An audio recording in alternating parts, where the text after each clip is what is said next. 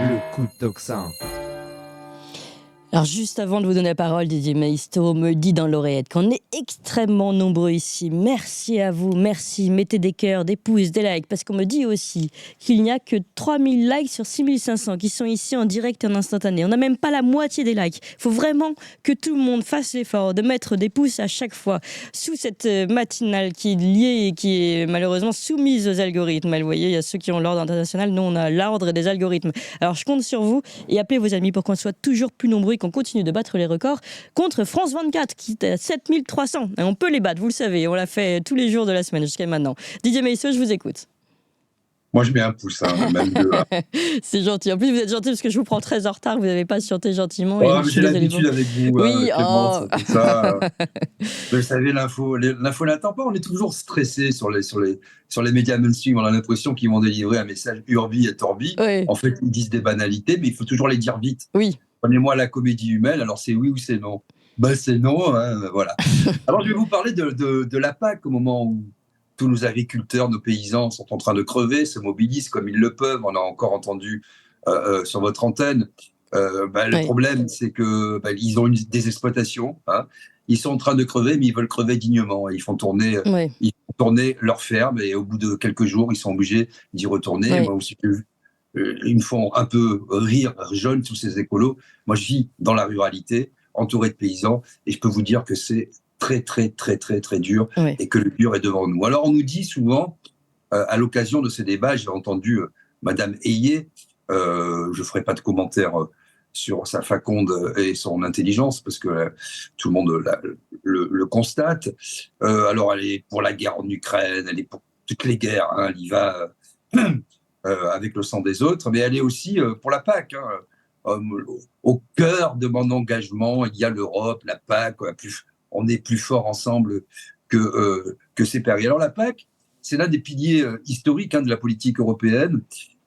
C'est un système au départ d'orientation, de régulation, de soutien aux agriculteurs des pays membres de l'Union européenne, aujourd'hui les 27.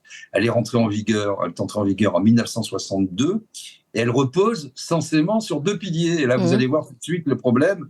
Le premier, il est relatif au soutien au prix et aux marchés agricoles, hein, le pilier historique de la politique agricole commune. Et le second se focalise sur le développement rural. Et là, on voit tout de suite ce qui ne va pas. Pourtant, c'est 60 milliards d'euros de budget annuel. Hein. Historiquement, c'est le premier budget européen.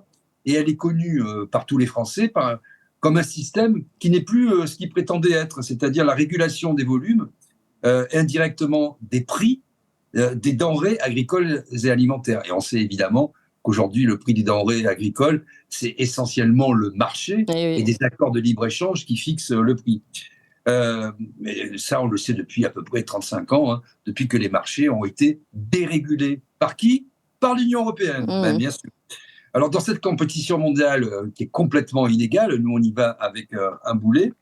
Il y a certains États qui soutiennent fortement, hein, qui subventionnent leurs agricultures, sans parler des disparités en termes de coût du travail et de production. Quand vous avez un SMIC agricole et que vous allez en Espagne, même sans aller trop loin, où le prix est 3 fois inférieur, avec une agriculture ni raisonnée ni raisonnable, on se souvient de la polémique sur la tomate. Effectivement, on ne part pas dans la compétition avec tout à fait les mêmes chances et les mêmes handicaps. Alors, j'en ai parlé souvent à ce micro, de l'agriculture, de la PAC. J'avais moi-même fait partie de groupes de travail avec le ministère de l'Agriculture à une époque. Bon, c'est pas nouveau, c'est toujours le même problème. Et on se rend compte, dès qu'on creuse un peu, et d'ailleurs, il y a eu une enquête révélée par le New York Times entre novembre et décembre 2019, qui avait d'ailleurs réuni beaucoup de journalistes dans plusieurs pays, qui montrait à quel point la politique agricole commune était au sein même d'une organisation corrompue, l'Union européenne, à quel point on était là au cœur de la corruption européenne. C'est une véritable mafia agricole qui prospérait dans les pays, et notamment dans les pays dits de l'Est, qui, avec l'accord, la bienveillance des ministères concernés, détourne complètement, je ne vais pas juger, hein, c'est juste donner quelques éléments de réflexion et d'information à nos auditeurs, détourne complètement les aides de la politique agricole commune, et j'ai dit que c'était plus de 60 milliards par an. Cet argent de la PAC, qui est normalement indispensable à la survie, nous dit-on, des agriculteurs européens, est capté par une petite poignée d'acteurs, par des oligarques en fait, qui en font ce qu'ils veulent, qui créent des fausses exploitations, qui créent tout est faux, ils remplissent des papiers, et surtout, il y a la prime à l'hectare, etc. Il n'y a aucun système d'information, et s'il n'y a pas de système d'information, il n'y a aucun système de contrôle. Par exemple, j'ai regardé, je me suis replongé dans cette enquête qui m'avait passionné, et pour une partie à laquelle j'avais participé, c'est une autre histoire, Andrej Babis, le Premier ministre de la République tchèque, hein, il avait bénéficié, au travers de multiples sociétés, de plus de 40 millions d'euros de subventions. Hein. Ça, c'était en 2018. Et la Commission européenne lui réclame, alors elle ne s'énerve pas trop, hein, 17 millions d'euros. Et en fait, on voit que toutes les anciennes républiques qui étaient sous le joug soviétique, les pays de l'Est détournent à leur profit la manne de la politique agricole. À leur profit particulier, oui, c'est ça, pas pour le profit des agriculteurs, malheureusement. Non, alors voilà, ils créent en fait des structures, ils remplissent leur papier, ils excellent là-dedans, mais c'est tout à fait officiel, c'est-à-dire ça marche avec le Premier ministre, parfois le Président de la République, le Président du Conseil, ça marche avec les ministères concernés, et d'ailleurs, parfois, les Premiers ministres ont eux-mêmes des exploitations agricoles. Alors comment vous voulez faire Quand vous avez, comme ça, on nous dit « Ah mais la PAC, si on n'a pas la PAC, les paysans français meurent ». Mais je l'ai déjà dit souvent à ce micro, quand on est un pays comme la France, est-ce qu'on a véritablement besoin de la politique agricole commune? Non, mais ça nécessite une cure, quoi. Ouais. Voilà, une cure, surtout quand on sait que Trump, arrivant au pouvoir, il va accroître les accords bilatéraux. C'est-à-dire qu'il va être protectionniste, comme le sont tous les pays qui réussissent, hein, et il va accroître les accords bilatéraux, ce commence à comprendre l'Allemagne, parce que l'Allemagne va privilégier par-dessus tout ces accords avec les États-Unis d'Amérique, ils l'ont dit, et c'est plus important pour Scholz et pour les Allemands en général, l'alliance avec les États-Unis que l'alliance avec les autres pays européens dont ils se moquent éperdument. Et il y a Meloni aussi, Giorgia Meloni, qui l'a parfaitement compris, qui s'est rapprochée de Musk et de Trump, et on voit que l'Italie est devenue le quatrième pays exportateur au monde en s'appuyant sur les PME et les TPE, avec une démographie vacillante et une population active assez faible de 23 millions, quand nous, elle est de 30 millions. Voilà quelle est la réalité. Alors, la PAC, c'est un bon exemple, parce qu'en fait, on pourrait le voir aussi d'un point de vue sanitaire. Il se passe la même chose pour les PME, les TPE. Ce sont toujours des grands groupes aux mains des oligarques qui sont privilégiés, ce qui a pour effet de faire disparaître tous les indépendants. Alors, sur le papier, c'est toujours magnifique. Vous avez ensemble, l'union fait la force. C'est d'ailleurs la devise belge, l'union fait la force. Donc, on va abonder des budgets, on va payer, nous, d'ailleurs on paye plus que ce qu'on récolte, évidemment, déjà d'un point de vue financier, mais surtout, la concurrence libre et faussée n'est pas une réalité, c'est même le contraire. C'est-à-dire que vous avez des États qui vont détourner l'argent public au profit de quelques oligarques, une poignée de personnes, et qui vont dire à des États comme la France, des nations véritablement paysannes et agricoles, la politique agricole commune, c'est fantastique. Voilà où est l'escroquerie. Et cette escroquerie, il faut que les paysans en soient conscients. Quand j'entends M. Rousseau, qui évidemment, lui, c'est comme un peu le communiste Roussel est adoré par la droite, M. Rousseau, c'est le syndicaliste adoré par les pouvoirs publics. Hein. Il ne veut pas faire trop de bruit, il ne veut pas parler trop fort, il ne veut rien casser, il ne veut pas déranger le Premier ministre, il ne veut pas déranger la ministre de l'Agriculture. C'est des syndicats comme ça, c'est le rêve.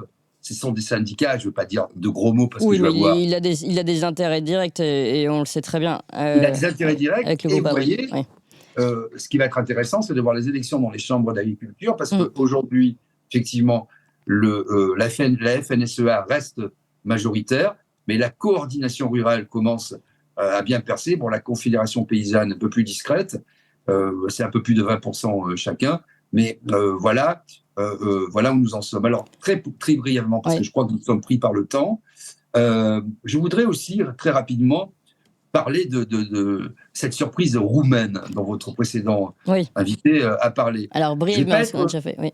Voilà, pour nous, c'est pas tellement une surprise, parce qu'on se rend compte que malgré toute la propagande martelée dans tous les médias mainstream, martelée au sein de l'Union européenne, ben, les peuples font ce qu'ils veulent et peu à peu s'émancipent à la fois du joug des injonctions données par les médias mainstream et de cette social-démocratie finissante et corrompue qui nous conduit partout en Europe dans les impasses dans lesquelles nous trouvons, nous, peuples européens. Ils ont voulu tuer l'idée de nation, ils ont voulu tuer la spiritualité, et ils n'y sont pas parvenus. Et on voit que, élection après élection, alors on nous dit populisme. C'est marrant, parce que la seule analyse bas du front qu'ont réussi à faire les médias français, c'est celui qui est arrivé en tête, qui se prénomme Kadine, signifie, il est pro-russe, vous vous rendez compte? Il est pro-russe, il est anti-européen. Il est pro-russe, complotiste. Complotiste, anti-vax. Il cumule tout, lui. Il veut manger les enfants. Regardez, il a défendu. Il est sorti des élections des urnes, donc ça c'est quand même intéressant. Le retour du peuple, vous l'avez dit, c'est une question qu'on va poser aussi dans notre corps à corps tout de suite sur la place que doit prendre le Rassemblement national face au gouvernement dans ses votes du budget. Merci beaucoup Didier Maisto. Alors juste, si vous me permettez, je voudrais juste dire très brièvement ce qu'il a dit. J'avais noté plusieurs choses, mais je me suis rendu compte que les responsables de l'ONU faisaient en réalité le contraire de ce qu'ils affirment. Dans l'agenda 2030, il y avait 17 objectifs. Et en première position, se trouvait zéro pauvreté. Pourtant, aujourd'hui, nous faisons face à un niveau énorme de pauvreté. En deuxième position, l'importance de la nourriture était affirmée. Mais nous constatons le contraire. Les gens n'ont pas de nourriture saine. Et en troisième position, l'objectif était que les gens soient en bonne santé. Mais nous voyons exactement l'opposé. Eh bien, ce discours, les Roumains l'ont plébiscité et on peut espérer que la social-démocratie en Roumanie, pays de langue et de tradition romane, pays supérieur qui a produit de la littérature, de la poésie, beaucoup de culture et d'intelligence. Ce pays, c'est pas simplement les gens qui viennent mendier à la terrasse des cafés. Malheureusement, on a une vision faussée encore une fois, mais ça aussi, c'est les médias de ce pays magnifique. Donc, force et honneur à nos amis roumains. Eh bien, le message est bien passé. Merci beaucoup Didier Maisto, journaliste et chroniqueur Tocsin.